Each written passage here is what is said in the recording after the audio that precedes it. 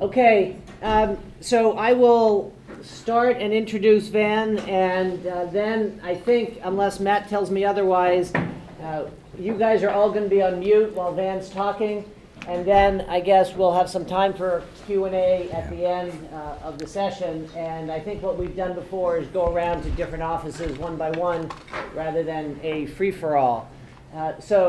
First of all, let me thank Van for being here, and thank all of you for being here. This is a great turnout. Usually we have to provide a lot of food to get a turnout like this, and so obviously, Van, you brought a lot of people who came even without the food, without that much food. As many of you know, Van's one of our trustees. He came and spoke to us at the staff retreat last November and inspired many by both his speech and his dancing. And we are grateful. And this is a time when much of what Van has to say will probably be particularly important for us, because coming out of the board retreat in Telluride, we all realized we have to do more to mobilize the public, to engage the Americans who really do support our issues, but we need to be sure that they are more invigorated and making their voices heard. Right now in Washington, it's not those voices that are being heard. And Van is going to challenge us on that, I think. He's been thinking big for a long time. He's a master of networks, he's a master of the narrative, and a master of new allies. And that's much of what we need to be thinking about. You probably all know some of his history. He's like the expert on the green collar economy. He wrote actually a book called The Green Collar Economy. He started Green for All, the Ella Barker Center for Human Rights, and also was an advisor to President Obama in the White House. And now he's started his new organization called Rebuild the Dream. And for those of you who've looked it up on the website and heard a little bit, it's a pretty compelling narrative and story that we hope will pull together much of what we believe a sustainable community and world can be, but also one that keeps people working, because working is a key part of having dignity and being able to pay the bills. So without more, I'll turn it to Van, who is really just an extraordinary leader and a friend to NRDC. That's good. Well, thank you. I'm glad to be here. I'm going to stand, and you may have to change the little camera angle, but otherwise I'll just be this headless horseman. Hey, Michael Galupter's here, so that's good. Well, first of all, I'm glad to be here, and if I had known, we could have held out for pizza or something. I didn't know how it all works, but maybe next time. A couple things. One is, I want to talk to you guys about the way that change is changing. That would be, I think, probably the big theme of the last quarter of this year for anybody in the business of making change. The way change gets done is changing. And you can say 3 syllables, and everybody in this room knows what you're talking about. Occupy, right? Now, I remember when Occupy was just the word that was, you get up on the plane and you walk to the back after the movie, and on the door, Occupy. And now, TSA is probably going to change that because they might scare people with it. Oh my God, they're here too. I say that because 8 weeks ago, Occupied was just the little thing on the restroom door on an airplane, and now those 3 syllables stand for a whole politics, a whole vision of the future, a whole critique of both the Republicans and Democrats. 3 syllables, Occupy. How did that happen? We have organizations with many more resources, grants, staff, boards, trustees, photocopiers, all kind of neat stuff. And yet we struggle to just get on the back page of the newspaper most of the time. And yet here these young people came with some sleeping bags, and they're known around the world. The way that change is getting done is changing. You can say 99% now, right? And people know exactly what you're talking about. Now, you had 20 years of people trying to figure out how to break through on the questions of economic inequality and opportunity, and all kind of different frameworks, equity, and all these different words. 99%. You could say 350, right? And that's not, the price of a latte or something that people know. 350 means, how is that happening? What is going on? How did these small, horizontal groups of passionate people wind up creating all of this attention? Tea Party, 3 syllables. Obama, 2008, 3 syllables. The way that change is getting done is changing. So I want to walk you through the Obama example, the Tea Party example, Arab Spring, 3 syllables. Notice this. Oh, man, spot patterns, man. I'm quick. Right? But there's a series of things that have happened that suggest that we're in a new period, and that all institutions, including ours here at NRDC, are going to have to become more savvy about how it is that we both do our job and look at the way the context is changing for change making. So Obama, Tea Party, Arab Spring, Occupy. People forget now that there was this thing called the Democratic Party, right, in 2007. And if you looked at it closely, it also had a name, Clinton Incorporated. I mean, the Democratic Party in 2007 was a wholly owned subsidiary of the Clinton machine. Every labor union, every significant political pundit, all the African-American preachers, everybody was Silicon Valley, Hollywood. I mean, the entire party was lined up behind Senator Clinton's bid. She was the presumptive, unchallengeable front runner. Wasn't even, the only runner. And Barack Obama came out of quote unquote nowhere and was able to take that nomination from her in a way that stunned the political establishment. That was the first sign that there was something happening.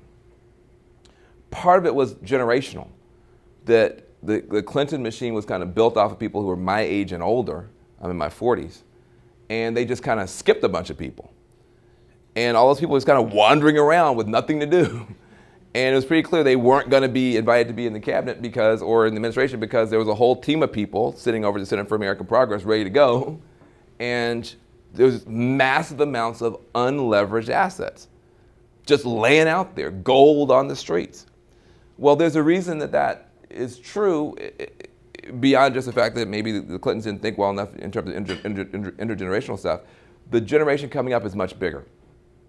Now, this is true around the world. Any strategy that you've got for change over the next 5, 10, 15 years that doesn't take into account the millennials is just going to be wrong. Why? The millennial generation is the biggest generation of Americans ever. The baby boomers came along. When they got to be teenagers in their early 20s, 1960s, they changed the whole country permanently. Right? We'd had 270 plus years of enslavement in America, followed by 100 years of Jim Crow racial terror. Right? So almost 400 years of horrible stuff. The baby boomers hit a certain age. February 1st, 1960, 4 of them do a sit-in. And between 1959 and 1969 is a different country. You can't even, if you're walking around 1959, it's like Leave It to Beaver time. 1969 is a completely different country. Why? Because you had this incredibly huge generation of young people with all their idealism and all their energy set loose on the country. They changed America. The baby boomers are smaller than the millennials. The millennials are bigger. They're more diverse racially, culturally, spiritually, in terms of faith, gender, sexuality, much more diverse. They're more technologically savvy, essentially born connected. They are ecologically much, much more advanced than probably any generation since the Industrial Revolution. And they stood up in 2008 and made history. They sat down in 2010 and made history, the other direction. Now they're standing up again with this Wall Street stuff. This is a big deal. If you're thinking about how change is going to get done, you got to take seriously that not just here, but around the world, you got a whole new generation that's standing up that can't be absorbed into the existing system. What happened in the Middle East is, I mean, first of all, the millennials here, they say, well, who cares about these kids? They're graduating from school, they got all this debt, they're probably not going to have any jobs. They're praying for unpaid internships. Screw them, who cares? Let's talk about people who can make a difference. Right, that's the attitude. Millennials are going to be 1/3 of all the eligible voters in 2016. Get that. 1/3, not all the voters, because young people don't vote at the same rate, but there'll be 1/3 of all the eligibles will be millennials. Just because they're that big. So this thing is coming through the system. And all around the world, we're about 1 billion jobs short for them. Think about that. You're about 1 billion jobs short if you do the projections. So you have about 1 billion young people wandering around the earth with nothing to do and cell phones and Facebook and everything else. You think that doesn't affect politics? You're not paying attention, right? So you see this train starter coming, 2008, totally shook up politics. Then they got disillusioned. They went from Hopi to Mopey and sat down, which then made room for this other thing to come through, which is the Tea Party swarm. This is all network theory, as you talked. Swarm, how do swarms work? Where do they come from? So then, they sat down and they made room for another swarm to come through, the Tea Party swarm. I'll tell you about that if you get really bored. But the main point about it is that the Tea Party, which made your life miserable, isn't an organization at all. At least the Obama campaign was a campaign. It was recognizable as such. It had a campaign director and a manager and an office. It had buttons. They had a website. Like they're an actual thing. Now they did stuff weird, like relying on young people and organizing and swarm stuff. The Tea Party's not an organization at all. By which I mean, you can't get on an airplane and go to Washington, D.C., get in a cab and say, take me to Tea Party headquarters. And they have the cab, sure, no problem. Right. And you get out, there's a big building that says Tea Party headquarters. You buzz on the buzzer. I'm here to see the president of the Tea Party. Right? Buzz into the lobby, go in the lobby, chat up the receptionist, steal a mint. I want to talk to the president of the Tea Party. Can you do that? Has anybody ever done that? You know why you haven't? There is no headquarters. There's no headquarters. There's no receptionist. There's no lobby. There's no mint. There's no president. There's no Tea Party. The Tea Party is an open source brand that 3,528 affiliates use, none of them own. It's an open source brand. Most of the assets that make up the Tea Party pre-existed the Tea Party. They predate the Tea Party. Think about that. Some of these groups go back to the Ross Perot days, as Michael knows all about. 1992, 1996, the Ross Perot days, those angry libertarians that left the Republican Party, and their great achievement was they elected Bill Clinton twice. Right? They said, this sucks. We should not do this again. So they went back to the Republican Party and then sat under Dick Cheney's butt cheeks. Not a very pleasant experience, from what I understand. For 8 years. You say, well, come on, they're all Republicans. No, Dick Cheney's a neocon, big government conservative. These guys are libertarians, small government conservatives. They couldn't stand it. And so when McCain was defeated, they didn't say that we were defeated. They said they were defeated. The people with bad ideas in our party were defeated. And they said, now it's our turn. But look at what they did. You had all these pre-existing assets, little tiny groups all over the country. They already existed. Iowans for Common Sense Tax Policy, extreme far-right group with about 15 members. Right? And little groups like that all across the country.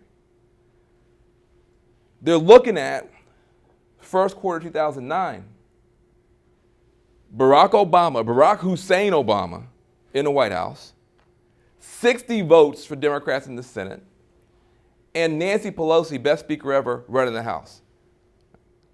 That is not called a winning hand in American politics. And what do you have? A whole bunch of groups that even Republicans don't take seriously. Under ordinary rules, these people don't count. Right? They took over your country. They don't even have an organization. How'd they do it? They went to all the existing organizations. Well, first of all, they did charismatic actions. I mean, they actually, talk, do, don't talk, show, don't tell, right? They went and protested and did stuff that right-wingers don't do. You say, well, we have protests all the time. We never get that kind of coverage. Yeah, that's my point. You have protests all the time. That's what protests, by definition, not news. So,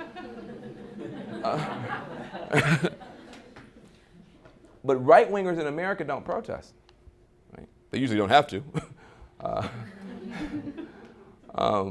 But in general, conservatives, you don't see conservatives protesting in general. It's very rare. So they came out, protested, and they had some cute little hats and stuff, and they got some attention. So they took charismatic, unexpected action, and they told all those groups, don't change your name. All you groups, keep your name. Don't change your leadership. Keep your leaders. Don't change your website. Keep your websites. Just take the name you've got and what you already have and put a comma behind your group's name and say Tea Party affiliate. And suddenly, what was at first just a bunch of scattered out nut groups, according to Republicans, looks like a big, massive swarm. And then now, before you run Iowans for Common Sense Tax Policy, you call a press conference, you can't get your mom to come. You couldn't get on the front page of your hometown newspaper unless you set yourself on fire or something. You have to do something totally crazy, threaten a kitten, something to get some attention, right? Nobody cares about you for 15 years. Now you call a press conference, the whole world might show up. Because what's the Tea Party going to say? This is how a swarm works. How did they get their marching orders? Who wrote their plan? You live under the tyranny of the Tea Party now. You can't get anything done in Congress because the Tea Party won't let you. Who wrote their plan? What's their plan called? Anybody know? Anybody? See, this might be a problem, right? We're fighting forces that we haven't studied. We don't understand. Their plan is called the Contract from America. In the 1990s, they had something called the Contract with America. We used to call it the Contract on America. They came back this time, Contract from America. Who wrote it? Who's the author of the Contract from America? Cool. Nobody knows. See, isn't this interesting? You say, why do we do so poorly? It must be Obama, right? Must be his fault. Must be. The mainstream media hates it. Some of the smartest people in American politics right here. Was it Newt Gingrich? Sarah Palin? I'll tell you who wrote it. 50,000 people wrote it together. It was a wiki. 50,000 people got together and wrote it. It's a wiki. Now you should start getting nervous now. Right? Start getting a little bit nervous. I'll tell you why. The Tea Party success story and our failure in the same period reflects a hypocrisy, a double hypocrisy. The hypocrisy whose name we can't speak aloud. But I'm going to speak it aloud. I don't care. I'll say it. Here's the hypocrisy, double hypocrisy. The Tea Party talks rugged individualism. That's their whole shtick. Right? You got a problem? Don't look to the government. Look to yourself. Just be more rugged and more individual, and all shall be fine. Right? That's their whole shtick. Rugged individualism. They talk individualism. But they've just enacted the most collectivist strategy for taking power in the history of our republic. 3,528 affiliates sharing an open source brand, 50,000 people writing a program together as a wiki. Meanwhile, look at progressives. Oh, now he's gonna piss you off. We talk. Kumbaya. We talk. Can't we all get along? We talk. Solidarity forever. But we've enacted the most individualistic approach to politics in the country. Silos inside of silos, on top of silos, deep fried in silos, divided by silos. Right? And then all the attitude that goes with that. This is my group and my thing, and why did she get that grant? Right? You may have noticed this, some of you. So the bad news is, if we could just be as warm and caring and sharing as the Tea Party, which should be a relatively low bar, we might actually get some stuff done, right? So you think to yourself, well, that sounds good in theory. Well, this summer we tried a little bit of it in practice. We did this thing called Rebuild the Dream. If you haven't seen it, it's a platform. And we tried out in practice, could we do something like this on the left? Because again, you know, we notoriously can't work with each other, that kind of thing. Turns out, before Occupy, this summer, we were able to run a very impressive set of experiments. We got 70 organizations together this summer, including AFL-CIO and Planned Parenthood and a lot of big groups, MoveOn.org centrally. 70 organizations to work together. Could we come up with an agenda for jobs? Could we respond to the economic crisis? Well, they got 50,000 people to participate. They had Koch brothers, Fox TV, all that kind of stuff. We can get 50,000 people. We didn't have all those resources. All we had was grassroots organizing, netroots organizing. So we can get 50,000. We got 131,203 people to participate in creating our own crowdsourced jobs agenda, almost triple their number. We were hoping to get between 500 to 1,000 good ideas about how to fix the economy without destroying Medicare and that kind of thing. We didn't get 500, we didn't get 1,000. We got 24,000 ideas in 3 days from Americans who wanted to see something different. So, Tea Party, April 15, 2009, had 800 House meetings across America to get their movement started. We said, we can do that. Let's see if we can do it. We didn't have 800. We had 1,597, just 3 shy of double. Now this is with no media coverage, no big grants, just working with existing resources. We were able to double and triple the Tea Party's rate of participation.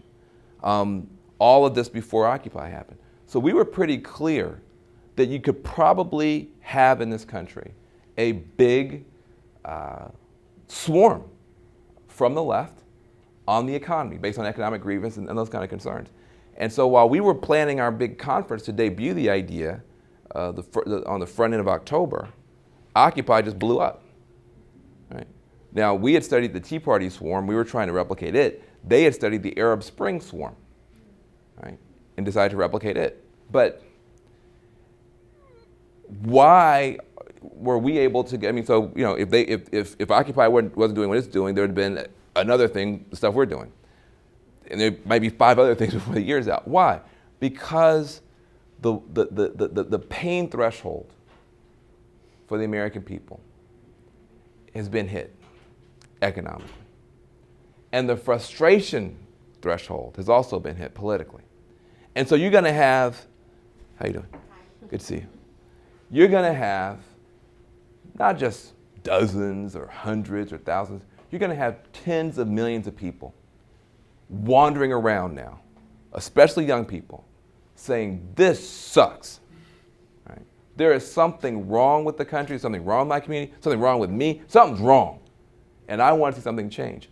And so the potential constituency for change in a high energy environment, which is where we are now, is massive. You can get out there and be Barack Hussein Obama, which is not the best brand in the world. Now it is. You say Obama, and now you say Obama. But you say Obama, right? Osama? What's the guy's name? Right? Not the best brand in the world. But you can get out there with a brand like that, or a brand like the Tea Party, or a brand like Occupy Wall Street. And if you're pointed toward where the pain is and where the people are, and if you're willing to let go of some control, right, incredible things are possible. So, I'll be quiet because I really want to talk about this. I think this represents, we are about to be, those of us in NRDC and associated with large institutions, we walk around with this view of ourselves. Yeah, we're big institutions, but we're good guy institutions.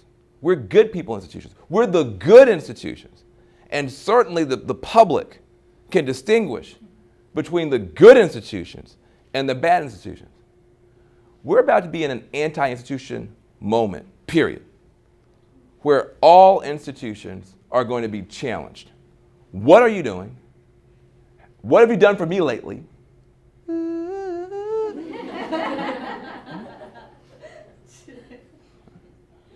Some of you remember the 80s.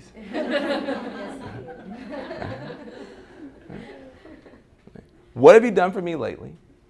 Why do you deserve the attention, the support, the money, the staff, the prestige?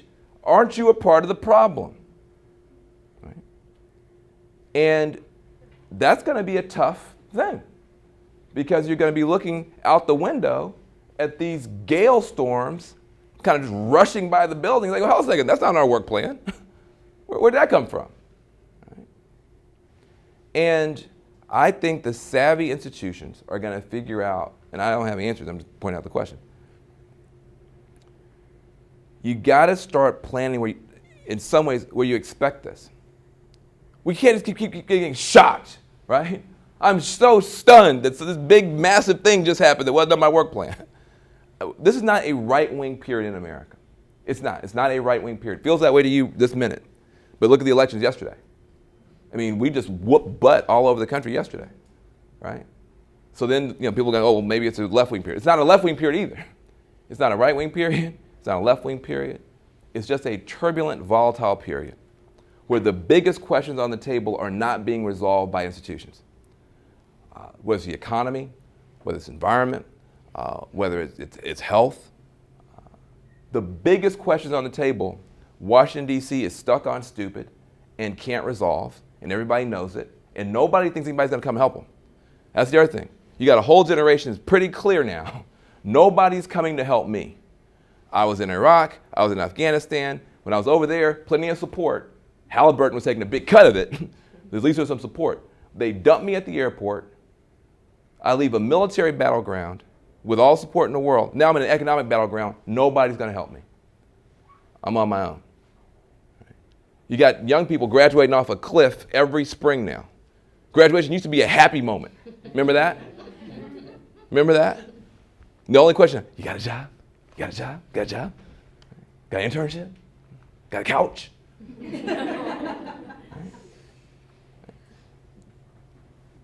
That every spring. You got America's everyday heroes that our Republican friends like to call public employees. I never met a public employee when I was growing up. You didn't either. I met some teachers. I met some firefighters. I met some librarians, some nurses, some cops, the backbone of my community. People I was taught to respect as a child. I met them. People who never abandoned us in a crisis, no matter what happened. But now we're supposed to abandon them in their millions because we don't want to tax the richest people in the history of the world? I mean, that is not going to work, folks. And DC can't do anything about it. And then they start looking at the NGOs.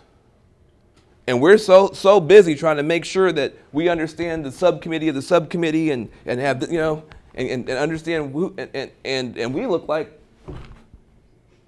we're hugging the problem makers rather than being the problem solvers. Now, this is, I think, the big challenge. How do institutions like ours use our native strengths, which are critical? Actually knowing how the system works, right? Actually having some longevity.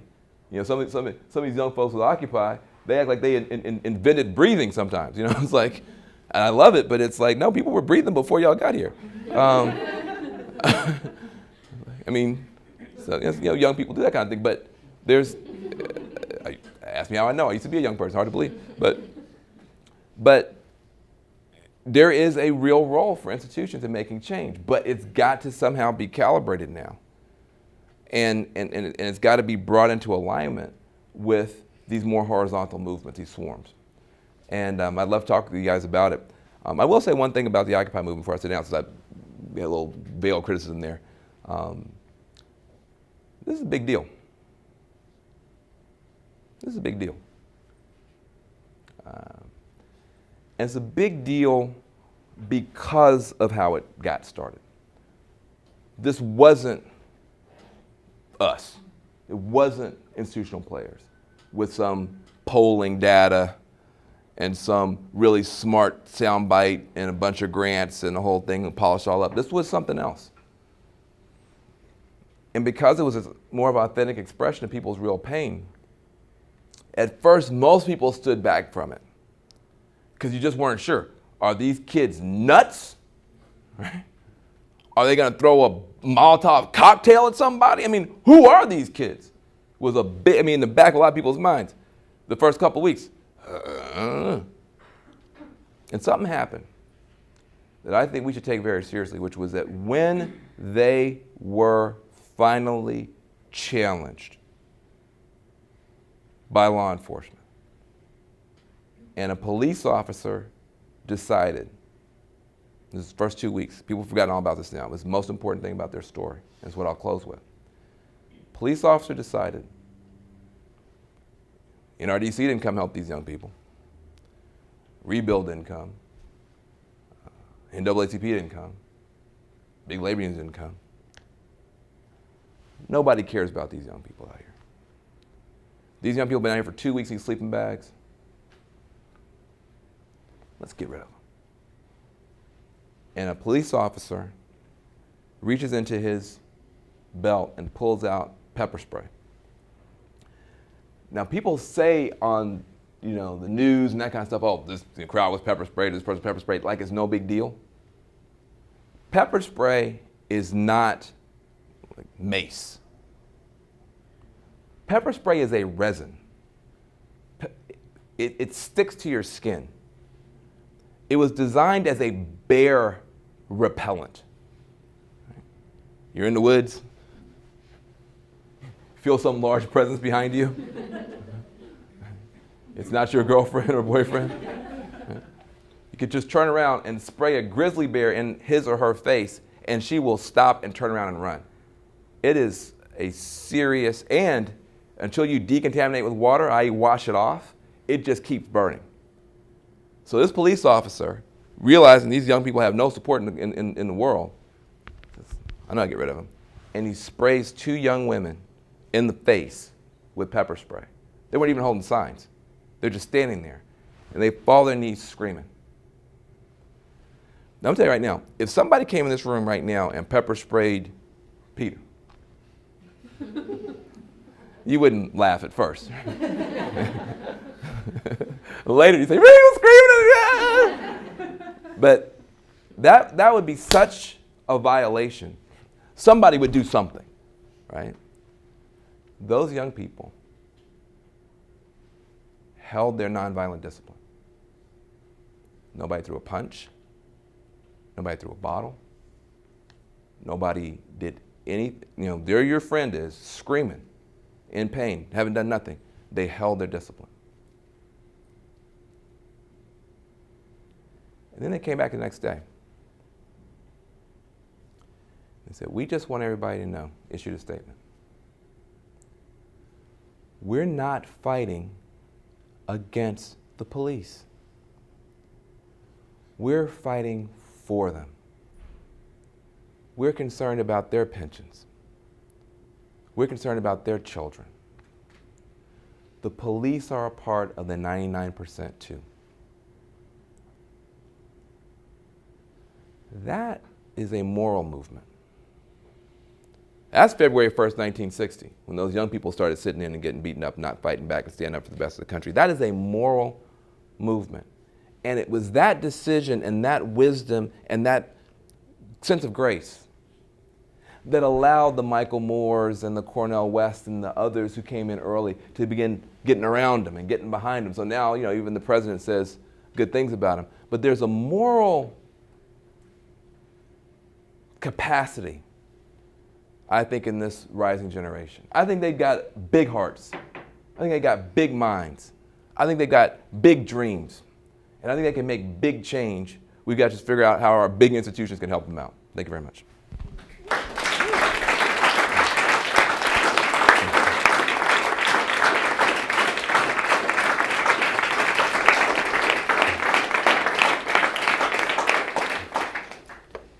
Okay, why don't we start with some questions in San Francisco? So, Michael Galopter, for those of you who don't know, also one of our trustees. Yes. thank you for great analysis, and you've been Van's putting it out. It's been terrific.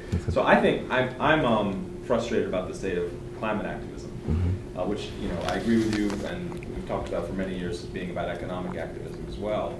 And the only hope I see, notice I don't know who else is on the phone, but for the next couple of years is to find a way to link to this Occupy movement. And structurally, given the arguments we've been making economically about what climate change is about intergenerational wealth, intragenerational justice, climate change has very similar issues to the crisis that capitalism is facing today as well, right? That the mainstream economy is facing. Do you see any? Is there a chance to draw that analogy a little bigger from Occupy Wall Street to Occupy Dinosaur Street or Boston Street or something like that? The key problems are very similar. The problems of the capital markets are very similar to the problems of the natural capital markets and including employment and economic opportunities. Is there anything afoot like that? Any thoughts? Well, again, I'm a fan of Occupy. I love those folks, and I was shocked to discover that a bunch of them were the young people who we took with us to Seattle in 1999. I got tear gas, and I thought they all quit because I quit. That's enough of that for me. So,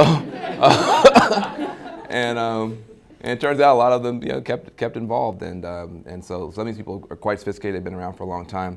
The ones in New York in particular, but I don't speak for them. I feel blessed when I'm able to speak to them and with them, but.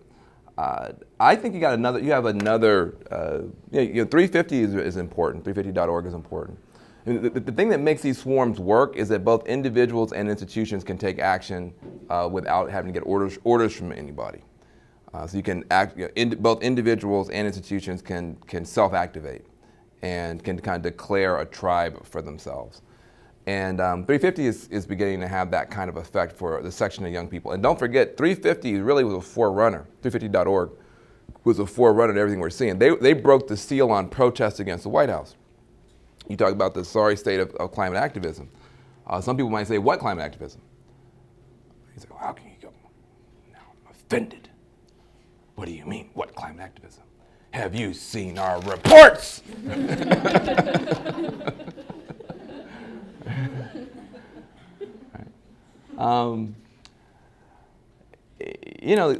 The game's changed. I think people saw a climate movement, and I put myself in the indictment, but I think people saw a climate movement that said this was a fight for all the marbles, said this was a fight that was about whether or not there was going to be life on Earth, said this was a fight about whether we were going to have a 22nd century, and acted as if this was some kind of subcommittee thing. And I think people can smell that on a movement. I think people can smell that when there's some other agenda here, something about access to the White House, something about access to donors, something about credibility in certain circles. I think people can smell that on a movement. And in a real crisis, people don't trust it. Well, look, hold on a second. You're saying this is if we don't win this, we're all gonna die. But I don't see any sit-ins. I don't see anybody throwing themselves in front of Air Force One. There's some mismatch here on the intensity of the claim and the intensity of the struggle. There's no mismatch with these young people and struggling folks down Occupy Wall Street. They're saying, you got no future for me. Nobody cares about me. I'm going to go to the scene of the crime, Wall Street. You destroyed this economy. You created this recession. You got bailed out. We got left out. And now you're holding back the recovery. You won't forgive my student loans. You won't take the debt blanket off my parents with their underwater mortgages. You won't lend to the small business in my community. You won't lend to that small farmer. You won't give a dime to the green businesses. You destroyed my future, and I'm here. I got no answer for you, but I'm going to tell you I'm mad about something's got to be done. People, oh man, these guys might be serious about it. This doesn't sound like something somebody polished up in a think tank somewhere. And I think that if I used to say this about the president when we were first trying to help him. I said, people think the most important thing about this guy is Obama as president. I said, and you called this before anybody else, Michael. I said, people think Obama's going to be saving us. In about 3 weeks, we're going to try to save Obama because we're up against a lot here. But I said, and I'll say this about Occupy. The powerful thing about Obama is not Obama as president. It's Obama as precedent. Right? Obama as precedent. As somebody who broke out of the mold and took a bold stand and did something against the odds and didn't let his identity hold him back. Actually made his identity a strength, not a weakness. The precedent of Obama, even for young people around the world, especially like little kids, is unbelievable. President, jury's out. Occupy itself is a bunch of people in sleeping bags who got every problem in the world and too much pizza. I mean, if you were a Martian and you just came down, you went to any of the occupation sites, you would say, well, this actually physically what it is, interesting, but not going to change the world. It's what Occupy represents and the path it opens up. And so I would say the spirit of Occupy is the right spirit. That spirit. That, listen, we're serious. We're not screwing around here. Like, these polluters and these people who are cooking the planet for money, gotta stop. Whoever comes with that is gonna have that spirit behind it. And then just like with the Occupy folks, and then all the labor people came around, and the economic justice people like myself came around and got in line and tried to help and support, the institutions who can't really lead on that kind of thing, because it's just, you got institutional interest to manage and it just takes up a bunch of mind share, can be pre-oriented though to when it starts happening to help it. See, that's what I admire about what happened with Occupy. Yeah, these young people get out there with all this passion and enthusiasm. They were willing to, hey, in a 24-hour media cycle, they had a 24-hour tactic. Think about that. They didn't call a march and go home. They didn't call a protest and go home. They called a protest and stayed. And they were still there 2 weeks later. Well, that's nutty. I mean, we weren't gonna think that up. That's just, hey, look, I got stuff to do. I'm not, I got enough problems trying to sleep on it. I'm just not that committed. They are. And then that lets everybody else's commitment level come up. We thought we were committed because, I was willing to forego a corporate job to work here. Sacrifices are tough, but they must be made, right? Well, they just changed the game, right? And thank goodness. So then what I think that means is then groups like this one, well, where's that next thing likely to come from? May not even be 350. And then how do we leave some mind share and some resources on the table in our planning to get behind something like that and push and not try to run away from it? See, what I admire is that progressives didn't disoccupy. The predictable thing would have been, we never heard of these kids, we don't know these people, please don't take my grant. You know what I mean? Like, that's the predictable thing. But instead, people said, no, actually, they're right. And I mean all the way up to the White House. Nancy Pelosi, you know what? Huh? Even Bernanke. People had to admire the authenticity and the courage of it, and it brought the best out of people. Big institutions can't do that kind of stuff, but they can support it. They can cheerlead for it. They can interpret it. See, the big challenge you got now with Occupy, you got 3 problems with it. 1, a lot of energy, no power. A lot of energy, no power. How do you know? Look at Congress. They're preoccupied with some nonsense. They're literally preoccupied, Congress. It turns out we got a little bitty occupation of Wall Street. So the occupation of Wall Street is important, but it's relatively small. The occupation by Wall Street of Washington, D.C., with 20,000 lobbyists, that's the occupation that is still running the country. And so you got all this energy, but Congress is still likely to, with their super committee, to come out and impose horrible cuts on people and have dump more pain on the people. Congress still won't pass the president's jobs bill. D.C. still fooling around with this Keystone Pipeline thing. The White House is still possibly going to let Wall Street walk on their crimes. Total disconnect. And this is where groups like total disconnect. Energy in the street going this way, against inequality, got to make something better, futures being sold down the river. D.C. going the other direction, more austerity. The Democrats are talking about bigger cuts in November than they were talking about in August with the super committee. So you have a complete mismatch. So institutions can help to translate, help to convert. One of the best things that happened, Occupy put out a statement saying that this the White House's effort to let Wall Street walk. I don't know if you guys are keeping up with this stuff, but there's this kind of quiet thing where Wall Street wants to be able to write one check and never have to be investigated for everything that happened in 2008. And a lot of folks in the White House think that's a good idea, but nobody else does with a brainstem. So Occupy finally said, listen, we're not going to put up with that. And it was the first time they actually said something about a topical issue. I think that's a very big deal, very important. But that didn't happen automatically. There are people that help to intermediate that. And what I'm saying is that as these swarms come along, pre-existing institutions can be kind of thrown off balance for a second, but I think the ones that have done the best with this Occupy phenomenon, we're talking about the labor movement, some of our stuff and others, is to embrace it, help it to grow. The bigger their problem statement gets, the bigger our solution statement can be. Well, they don't have any demands. If lack of demands was the problem in America, that problem got solved a long time ago. We got a gazillion groups with a gazillion demands. The lack of demands is not the problem. Lack of anybody caring about the demands is a problem. And Occupy fixed that. You're going to have other groups, I think, come along and fix that. The tendency is going to be to distance, as long as they're nonviolent, and that's to me the key. If they're violent, screw them.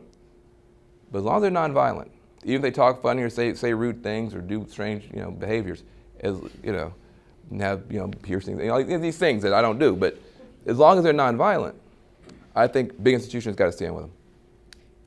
So tell us, about Rebuild the Dream and what your organization is doing, particularly with regard to trying to tap into this as something that we can perhaps look at. Sure. Well, again, this is true about life in general. We plan, God laughs, right? There's very little relationship between your plan and what the universe is up to, but you gotta manage, or you gotta report, you gotta do something. So here it is, or a board or whatever. But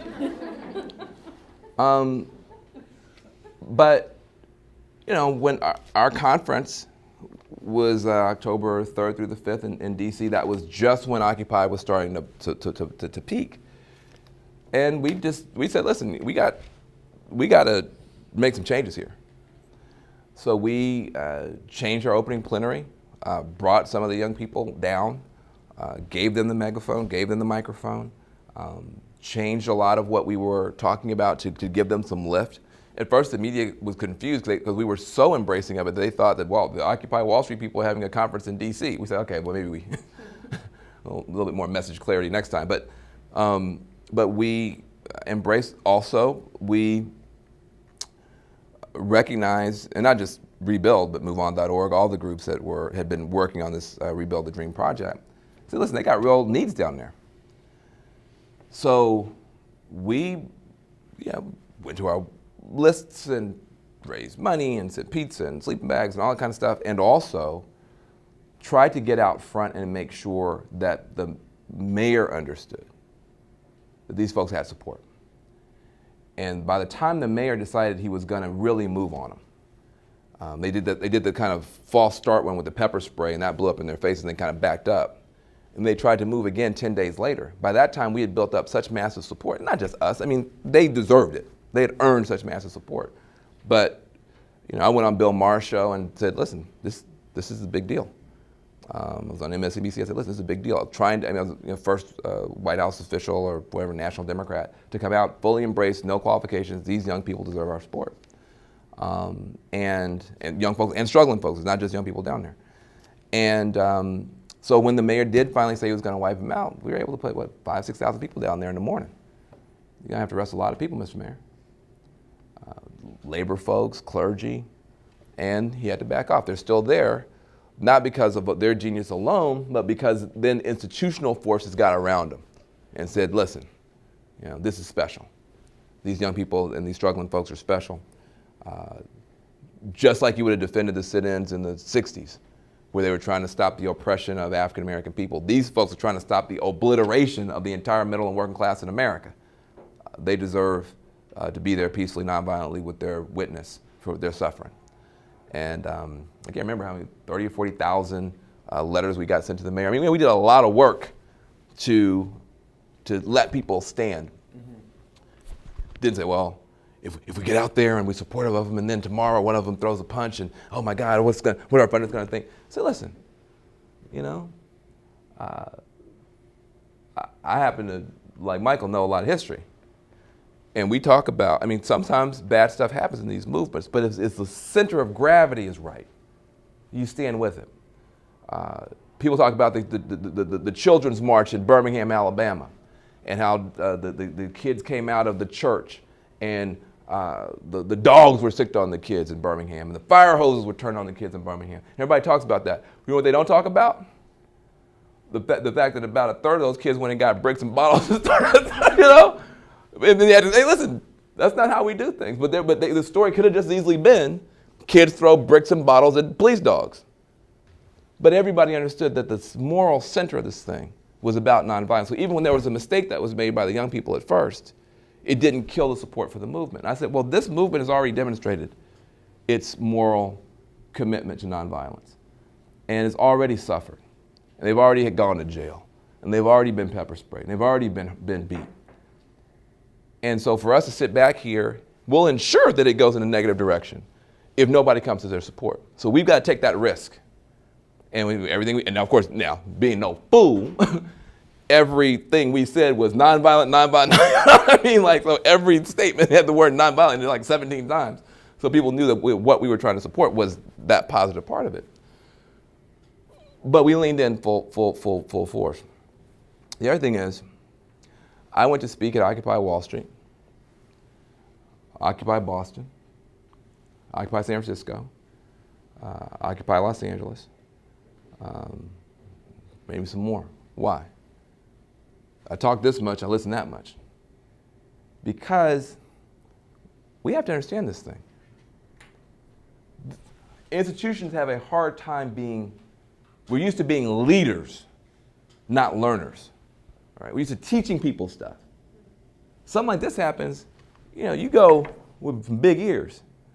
And I didn't like everything I heard, frankly. But I learned a ton. And so the other thing is just to have the humility to go over there and just to be a part of it and just to see it and to form one's own view, I think is important.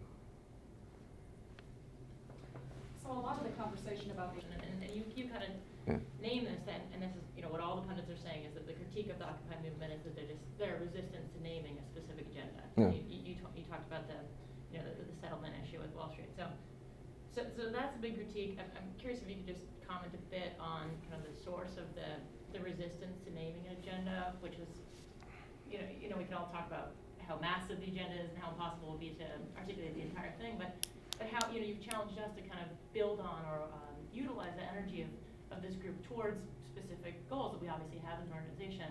I guess just how do you see this evolving given the resistance to name a specific agenda? I'm glad they have it.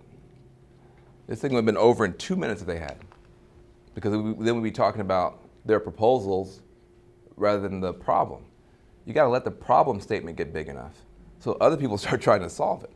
Those kids can't, and those young people and struggling folks can't solve these problems. I mean, can you imagine if tomorrow they called a press conference, they said, "Hi, we're Occupy Wall Street. Here's our proposal for derivatives reform. What do you think?" I mean, just think about how ludicrous it would be if they came forward with a proposal for derivatives reform or banking regulations. It's not their role.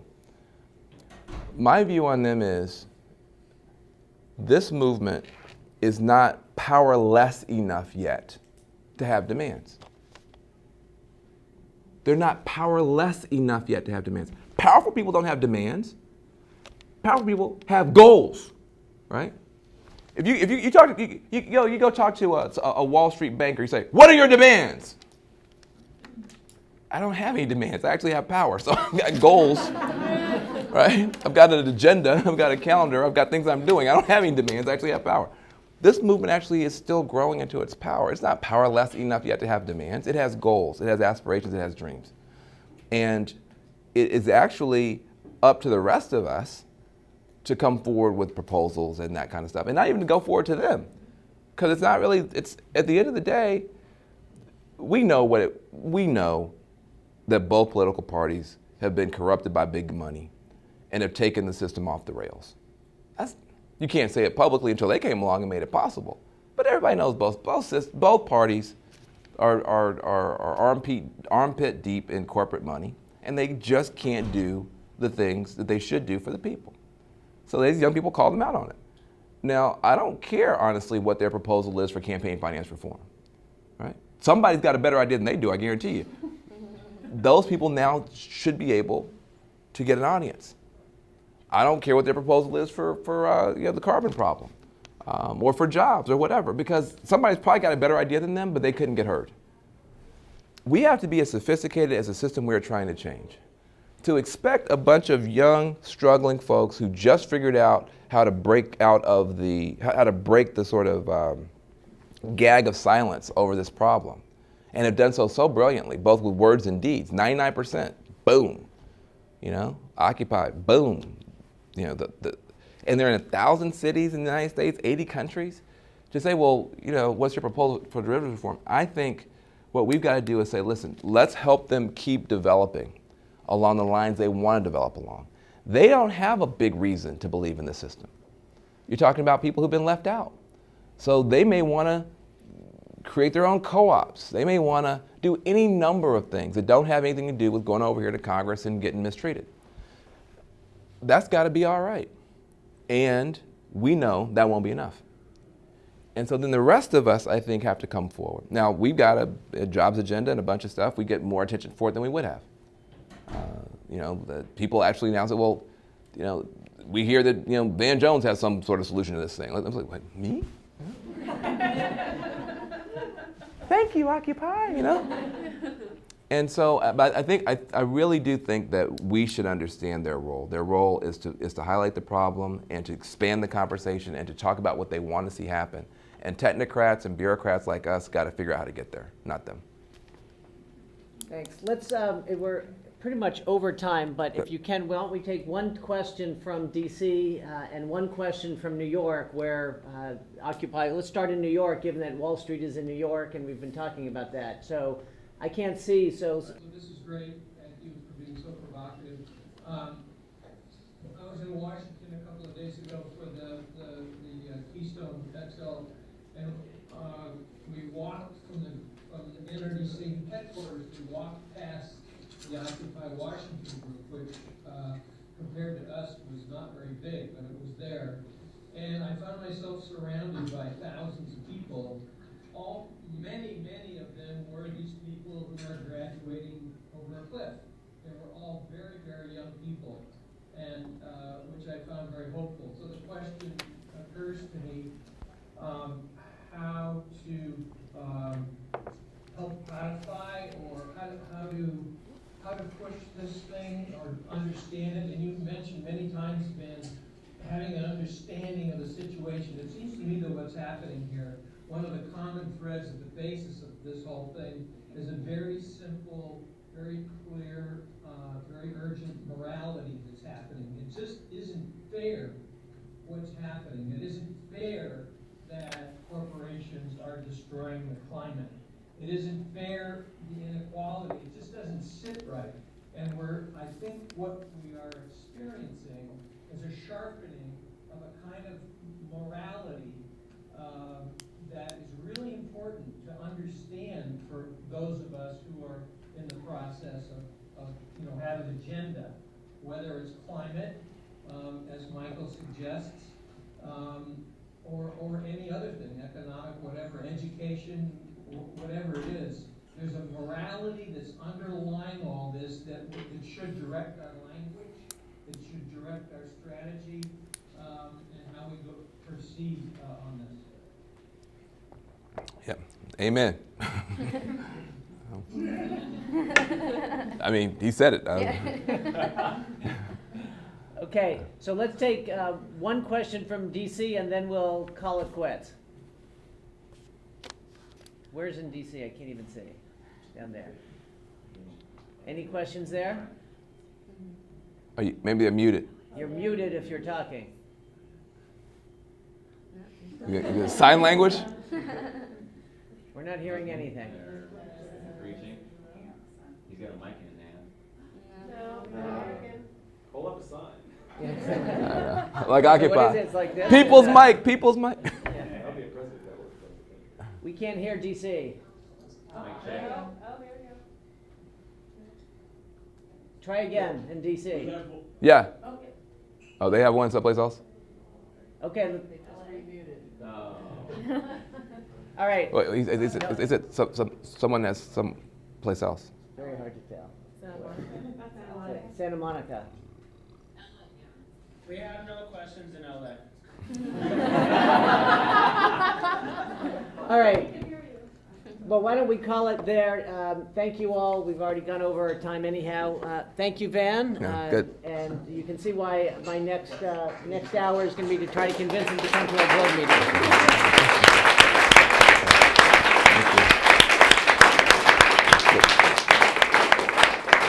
Good. All right. Appreciate it, brother. Very good. Very good.